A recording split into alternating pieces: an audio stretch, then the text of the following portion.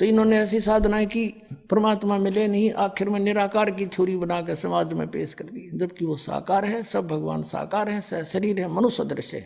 अब कहने का भाव ये कि ये कहता कि सर्व धर्मान परित्यज माम, मेरे सतर की सब पूजाएं मुझे छोड़ दे, उसकी शरण में जा। व्रत माने जाना होता है, आना नहीं होता। तो फिर मैं तुझे सब पापों से मुक्त कर दूंगा, तुझे मैं अपना बंद हुआ मजदूर नहीं रखूंगा, मेरा अकाउंट कर दे पूरा। तो इसका हिसाब परमात्मा करवा देगा और फिर हम आगे चलेंगे। फिर क्या होगा कि जैसे सतनाम 2 अक्षर के मंत्र हैं, अब 2 अक्षर का दूसरा जो मंत्र है, इस सतनाम का प्रथम मंत्र, हम इसको त्रिकुटी पर अकाउंट होगा इसका हमारा।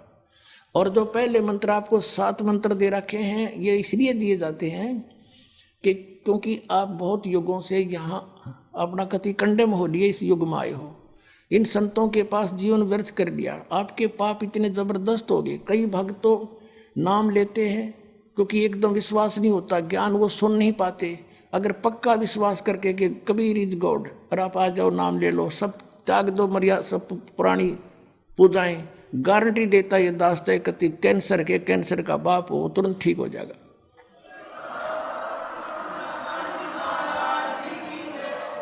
हम मार इसलिए खवा दी काल ने कि ये हमारे विश्वास ना होने देता कबीर इज गॉड, और जब तक ये नहीं होगा इतना मालिक सारा पूरा दे नहीं सकता। कह कबीर सुनो भी साधो, मैं तो हूं विश्वास में।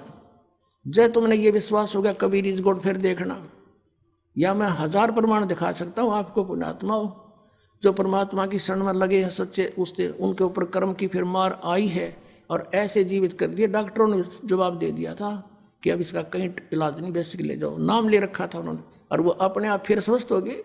भगवान किसे कहते हैं? इसको कबीर गॉड कहते हैं। तो ये प्रथम मंत्र में आपको अब ये 7 मंत्र बना के दिए जाते हैं। पहले 5 मंत्र देते थे नानक साहिब भी और परमेश्वर कबीर साहिब जी। फिर ये है 5 नाम हैं जो हमारे कमलों में ये प्रधान बैठे हैं। मूल कमल में गणेश जी, स्वाद चक्र में सावित्री ब्रह्मा जी, नाभि कमल में विष्णु और लक्ष्मी जी, हृदय कमल में शिव पार्वती जी और कंठ कमल में ये दुर्गा जी। तो ये 7 नाम इसलिए देते हैं हम कि मान लीजिए उपदेश ले लिया और ये प्रथम मंत्र एक बार मेरे मुख से भी सुन लिया मालिक की इसकी जैसे हम देते हैं, और फिर उसकी उस सुनने के बाद साथ साथ बोल लिया और फिर भी मृत्यु हो जाती है, तब मनुष्य जीवन गारंटीड है उस व्यक्ति को, ये गारंटी देता है। और यदि उसने जाप कर लिया कुछ दिन और विश्वास ठीक रहा तो वो स्वस्थ भी होगा और इसकी इसी जीवन में आयु बढ़ती चली जाएगी, परमात्मा बढ़ाता चला जाएगा जब तक उसका मोक्ष नहीं होगा, इससे जन्म में पार कर देगा आपको। तो इसलिए ये 7 मंत्र दिए जाते हैं। ये पहले वाला लास्ट वाला मंत्र आपको जन्म दिलाओगा तुरंत, मनुष्य जीवन का गारंटीड है, मृत्यु भी हो जाएगी पुण्यात्मा। इसलिए मान लीजिए किसी का कोई बीमार है, या 80% व्यक्ति दुखी आए हुए, और जो विश्वास कर लेता उनको गारंटीड बात पूछ लो, यहाँ लाखों बैठे होंगे, आ जाते हैं, सुनते रहना और सब स्वस्थ हो जाते हैं। तो ये वो परमात्मा है। तो इसलिए प्रथम मंत्र जो आपको दिए जाते हैं इनमें ये 2 मंत्र अब कंपलसरी थे, पहले नहीं थे ये। तो इसलिए परमात्मा ने कंप्लीट कोर्स बना करके गरीबदास जी के माध्यम से हमारे तक पहुंचाया है। और जैसे आप जी किसी का जैसे विदेश गए हो, स्वदेश आना है, वहाँ आपने कोई कारोबार शुरू कर रखा है, कोई फैक्ट्री वगैरह लगा रखी है और आपका ठीक से काम चला नहीं, आपका बिजली का कनेक्शन कट गया, टेलीफोन कनेक्शन कट गया, पानी का कनेक्शन कट गया, गैस कनेक्शन कट गया, पैसे बने नहीं, तो आप कंडम हो गए। और वहाँ कोई ऐसा प्रभावशाली व्यक्ति आपको मिल जावे, सरकार को गारंटर बनाए कि भाई तुम इनका चालू करो कनेक्शन, मैं गारंटर बनता हूँ, और फिर उसको कहेगा भी जो पैसे तो देगा यही तेरे कर्जा उतारेगा, नहीं तो फिर काट दियो ना, वो देता क्या बात है। तो ऐसे ये दास आपका गारंटर बनता है और आपके सब कनेक्शन चालू करवाता है, लेकिन इनकी मजदूरी करके ये देने पड़ेंगे, तुमने कर्जा आप उतारना पड़ेगा। और परमात्मा जो है कुछ अपने कोटे से भी आपको पैसे देता, क्योंकि आप चला ही नहीं सकते अपनी फैक्ट्री को बगैर थोड़ा बहुत और सारा ना मिल रहा कहीं से, तो वो बगैर आपके वैसे सब्सिडी समझ लो ऐसे देता है। तो परमात्मा पहले आपको सब्सिडी देता है जिससे आप अपना काम चलाओ और फिर डट कर भक्ति करो, मर्यादा में रहो, आप धनी हो जाओगे, बहुत शीघ्र धनी हो जाओगे। बहुत कीमत है इन मंत्रों की। इन भगवानों के जो 5 प्रधानों से आपने मुक्त होना है, त्रिकुटी पर जब जा सको हो उस समय पहुंच पाओगे जब इनसे आप अपना नो डू सर्टिफिकेट ले लोगे। अब ये मंत्र जो 2 मंत्र फर्स्ट और लास्ट है इन 7 मंत्रों में, इसके साथ मिलने से ये मंत्र जो प्रथम जाप आप करते हो, इनका ऋण मुक्त हो जाने के बाद भी कुछ आपकी कमाई यदि बचगी तो इन 2 मंत्रों के प्रभाव से ये कन्वर्ट हो जाएगी आपकी सतलोक चालन नालियाँ में, इनमें से बच भी गई तय। और फिर जब आप यहाँ से प्रस्थान करोगे तो आपका अकाउंट, अब ये कहते हैं राधा स्वामी धन धन सतगुरु वाले, ये जय गुरुदेव वाले कहते हैं हमारे गुरुजी तो कहते हैं हम तो सीधे त्रिकुटी से चलते हैं। यहाँ बताते हैं त्रिकुटी यहाँ नहीं है, त्रिकुटी इसके पीछे बैक में है, यहाँ पर जो नीचे से सारा ये तंत्र साथ मिला हुआ आता है, यहाँ है पीछे। ये कहते हैं हमने ना तो वेदों की आवश्यकता, ना कतिबों किसी और, ना हम गीता को मानते, ये भी तो किसी ने लिखी है। और हम तो सीधे त्रिकुटी से प्रारंभ करते हैं अपना रास्ता, त्रिकुटी से, उसका किसी ने नहीं पता। ये सारे ऋषि महर्षि त्रिकुटी माथा मारा करते और उन्हें खक नहीं पाया आज तक। त्रिकुटी से तो बहुत आगे जाना हमने, और त्रिकुटी पर जाना कोई बालकों का खेल है, कोई बरवाले का बस स्टैंड है, चाहे पैदल पहुंच जाओ चाहे रिक्शा में बैठ कर पहुंच जाओ। त्रिकुटी इज द इंटरनेशनल एयरपोर्ट, त्रिकुटी अंतर्राष्ट्रीय हवाई अड्डा जानो। और वहाँ वही व्यक्ति जाता, सैर सपट्टे तो कोई धक्के खाए जाओड़ा, क्या फायदा होगा, उसने देख भी और आ जाओ उल्टा, क्या फायदा उसका। वहाँ पर केवल वही व्यक्ति जाता है जो पहले टारगेट बना चुका होता है, और उस जिस देश में जाना है उसका पासपोर्ट और यहाँ की सरकार से नो डू सर्टिफिकेट, और तब वो उस इंटरनेशनल एयरपोर्ट पर जाकर कुछ लाभ उठा सकता है। तो वहाँ से फिर आगे कैसे जाएंगे, उस त्रिकुटी पर पहुँचने के लिए तो सारा झंझट है, उस पर जाए पता फिर आप पे काम बन गया। तो त्रिकुटी पर जाने से पहले हमने इन भगवानों से नो डू सर्टिफिकेट लेने पड़ेंगे। और आपकी ये ऐसी भक्ति है, इसे ऑटोमेटिक, ये देवता है, ये कोई किसी के साथ भेदभाव नहीं करते। आपकी कमाई एग्जैक्ट लिखी पाएगी कंप्यूटर की तरह, और जो आपका ड्यू शेष होगा आपको थमा दिया जाएगा। हृदय कमल में जीव रहता है, और इसके यहाँ से फिर ये सबसे पहले इसका रास्ता है त्रिकुटी बजाने का, सबसे पहले मूल कमल में जाना पड़ेगा।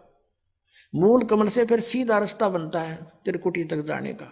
उससे पहले गणेश जी के लोक में से गुजरना पड़ेगा, उसका एक जैसे बैरियर होते हैं प्रत्येक बॉर्डर पे, यहाँ ऐसे बैरियर हैं। वहाँ जब आप जाओगे आपके सामने आपके मस्तिष्क पर जैसे लॉकेट होता है ऐसा लगा पाएगा, और तुरंत आपको कहा जाएगा चलो आप जाओ, आपकी ये पूंजी, और वो आपके उस मस्तिष्क में ऐसे लॉकेट पे वो नो डू सर्टिफिकेट छपता चला जाएगा। फिर आगे चलोगे आप, आगे आप पहुंचोगे जब विष्णु जी के लोक में, वहाँ भी आपको ऑटोमेटिक मिलेगा, कोई बाधा नहीं मिलेगी, क्योंकि वहाँ तो चोरों को पकड़ा जाता है, सा को थोड़ा, वो देवता भी तो हैं, वो किसी के साथ जरा सी भी गड़बड़ नहीं करते। फिर ऐसे शिव के लोक में से शिव इस कमल में, हृदय कमल से फिर त्रिकुटी कंठ कमल में आएंगे, फिर हम त्रिकुटी पर पहुंचेंगे। अब त्रिकुटी पर जाने के बाद इस सतनाम के जो प्रथम मंत्र का अकाउंट वहां देंगे, लेकिन वहां पर यह काल बकवाद करवा देता है। यहाँ का जो जितने देव हैं ये अपने सतर पर कोई गलती नहीं करते, ये करवाता है।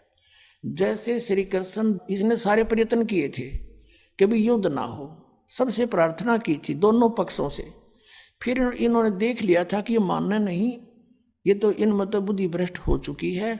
और उसमें क्या था कि सब रिश्तेदार राजा आधे आधे बांटने थे उन्होंने। ये राजा को भाई जो कौरवों के पक्ष में आना चाहता है वो अपनी स्वीकृति दे दो, पांडवों के पक्ष में आना चाहता है वो अपनी स्वीकृति दे दो, ऐसे कति तैयारी होगी। तब श्री कृष्ण जी ने सोचा भाई अब ये तो मेरा भी नंबर आओगा, मैं भी राजा हूँ और मैं पांडवों का रिश्तेदार, क्योंकि श्री कृष्ण की बहन अर्जुन का ब्याह रखी, रिश्तेदारी पक्की, और उधर से वो चाचे ताऊ थे, कोई अलग नहीं। तो श्री कृष्ण जी ने यहां तक कह दिया कि भी एक तरफ तक मैं हूंगा, एक तरफ मेरी सेना होगी, अब मांग लियो जिसको मांगना हो। और यहां तक भी कह दिया कि मैं हथियार नहीं उठाऊंगा। अब पांडव तो मुंह धो रहे थे श्री कृष्ण पे कि सर्वशक्तिमान है, ये जो हमारी तरफ पक्ष में हो गया तो अकेला ही बहुत है। तो फिर पांडव घबरा गए थे। पांडवों ने यहां तक कह दिया था प्रभु हमें 5 गांव दिवा दो, हम युद्ध नहीं करेंगे। वो नहीं मानना था, फिर भी छोड़ो इस बात को, हम आगे लेंगे। तो फिर जब महाभारत का युद्ध हुआ, अब श्री कृष्ण ने हथियार उठाया, पहिया उठा लिया रथ का, उसको अपनी शक्ति से सुदर्शन चक्र बना दिया और उसने बहुत लाखों लोगों को काट डाला। अब ये अपने सतर पर गलती नहीं करते ये देवता, जब तक ये न्यूट्रल रहते हैं। और जब इस काल ने इन पर प्रभाव किया, अंदर प्रवेश कर गया इसके काल, श्री कृष्ण के पाप को बनवा दिए इसके, और सुदर्शन चक्र उठवा दिया और झूठा बना दिया, वह प्रतिज्ञा भंग करवा दी। ऐसे ये त्रिकुटी पर जाकर चाल चाल है, यहां तक नहीं बोलता ये। अब वहां ये कोशिश करता है कि इसको यहां उलझा दूं। उससे पहले बहुत सी ऐसी बहुत से वहां पर त्रिकुटी तो एक बहुत बड़ा सांग है, बहुत बड़ा प्लेटफार्म है, और वहां पर कहीं पर डांस हो रहे हैं, कहीं पर दुकानें लगी हैं, औरतें खड़ी हैं नाच रही हैं, कोई अर्धनग्न शरीर में खड़ी हैं, और बहुत से वैसे सुंदर सुंदर खड़े हाथी सजे हुए। तो ये जीव वहां जाकर बिचल जाता है। सब ये नकली गुरु भी वहीं खड़े हैं, नकली गुरुओं का रूप बनाकर तो काल आता है, और अपने असली गुरु का रूप बनाकर परमात्मा आते। इस दास के रूप में आपको त्रिकुटी पर उपलब्ध होंगे परमात्मा। तो वहां क्या होगा कि कई बार ये काल भी परमात्मा यानी असली गुरु का रूप बनाकर खड़ा हो जाता है। तो सबसे पहले आप क्या करोगे, प्रणाम जब करोगे गुरुदेव को, ये स्वभाव तो आपका यहाँ बना ही दिया जाता है, गुरु जी दिखे दंडवत करोगे। दंडवत करते समय एक सतनाम का सुमरण अवश्य करना होता है।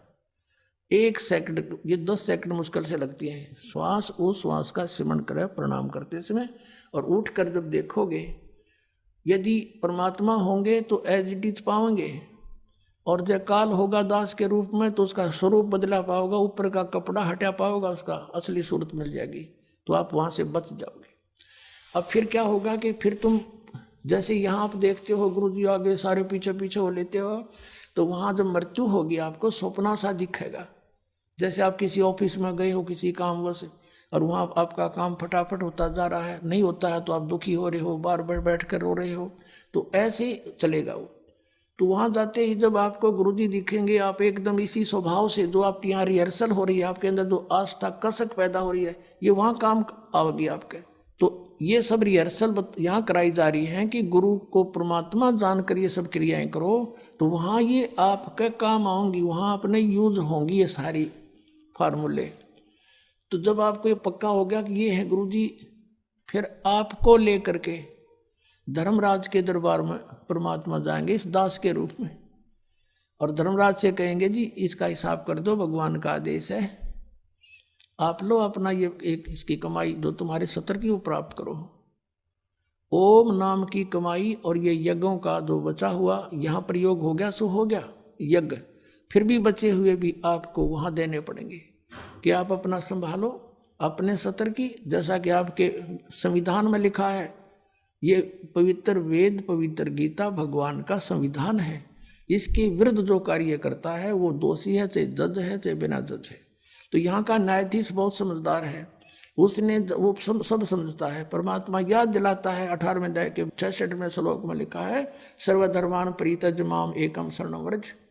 अपना अपने सत्र की जो तुम्हारी है वो अपनी लो, इसकी पूजाएं, और इसको छोड़ो, आगे चलेगा ये। तो वहाँ सतनाम के प्रथम मंत्र का जाप हम वहाँ देंगे, यज्ञ दे देंगे, फिर ये वहाँ से चलेगा। फिर आगे जागा तो पार ब्रह्म के लोक से हमने पार होना है। वहाँ पर सतनाम के दूसरे मंत्र की कमाई जो श्वास उश्वास से की हुई है, ये उसके दरबार में जाके अक्षर पुरुष यानी परब्रह्म के लोक में जा करके उसको देंगे, वो आगे जाने अलाउड कर देगा, उसके 7 ब्रह्मांडों से पार होना में सहयोग देगा, वहां से वो वहां तक जाने का उस टैक्स के बदले में।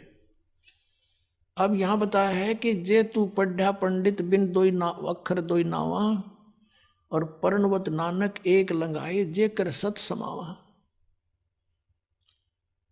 अब ये 2 अक्षर का नाम जो सतनाम है ये हमें भंवर गुफा तक पहुंचा देगा। भंवर गुफा है, जैसे अभी तक हमने 10 द्वार सुने थे, तो यहाँ परमात्मा ने गरीबदास साहिब जी के माध्यम से कहा है कि 12 मद मैल मठ बोरे बहुर ना दे धरे रे।